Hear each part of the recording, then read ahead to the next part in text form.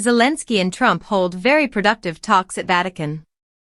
Ukrainian President Volodymyr Zelensky and U.S. President Donald Trump met at the Vatican ahead of Pope Francis's funeral, their first face-to-face encounter since February's acrimonious Oval Office showdown.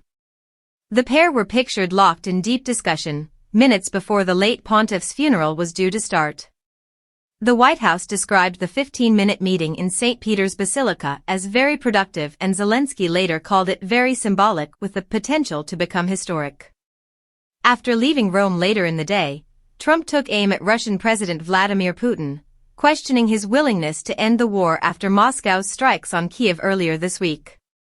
Posting on his social media account, Trump said there was no reason for Putin to be shooting missiles into civilian areas, adding, "It makes me think that maybe Putin, doesn't want to stop the war, he's just tapping me along, and has to be dealt with differently, through banking or secondary sanctions." He had previously said Russia and Ukraine were very close to a deal following Friday's talks between his envoy Steve Witkoff and the Russian president. The Kremlin meanwhile said on Saturday that Putin had confirmed to Witkoff Russia's readiness to enter into direct talks with Ukraine without preconditions. Trump and Zelensky's sit-down in Rome was the first time the leaders had come face-to-face since their White House meeting at the end of February, when Trump told Zelensky you don't have the cards and he was not winning against Russia. He repeated that message this week, saying the Ukrainian leader had no cards to play.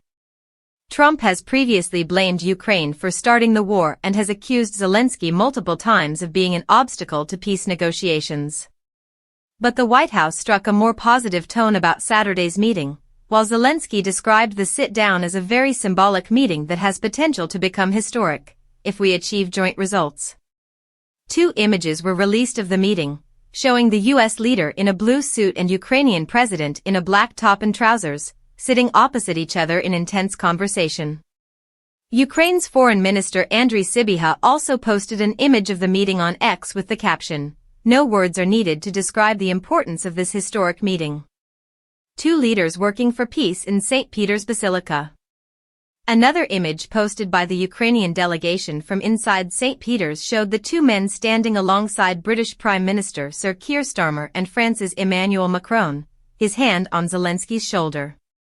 The implication was that the Prime Minister and French President had helped to bring the two together, against the somber backdrop of the funeral. Meeting, Trump and Zelensky walked down the steps of the Basilica, where Zelensky's arrival was met with applause from the crowds, and took their seats in the front row.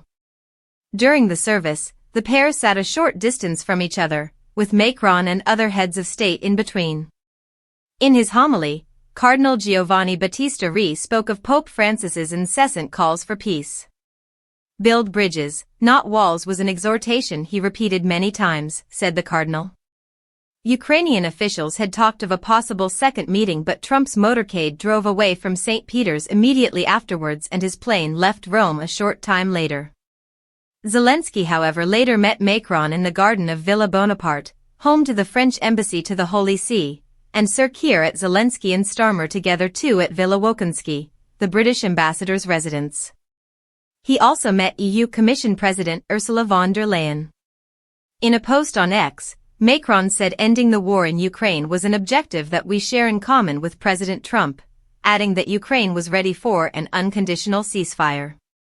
A Downing Street spokesperson said Starmer and Zelensky discussed the positive progress that had been made recently to secure a just and lasting peace in Ukraine, adding that the pair had agreed to maintain momentum and to speak again at the earliest opportunity. During February's heated White House exchange, Trump accused the Ukrainian president of gambling with World War III by not going along with ceasefire plans led by Washington. Kyiv has been on the receiving end of growing pressure from Trump to accept territorial concessions as part of an agreement with Moscow to end the war. These concessions would reportedly include giving up large portions of land, including the Crimean Peninsula, which was illegally annexed by Russia in 2014.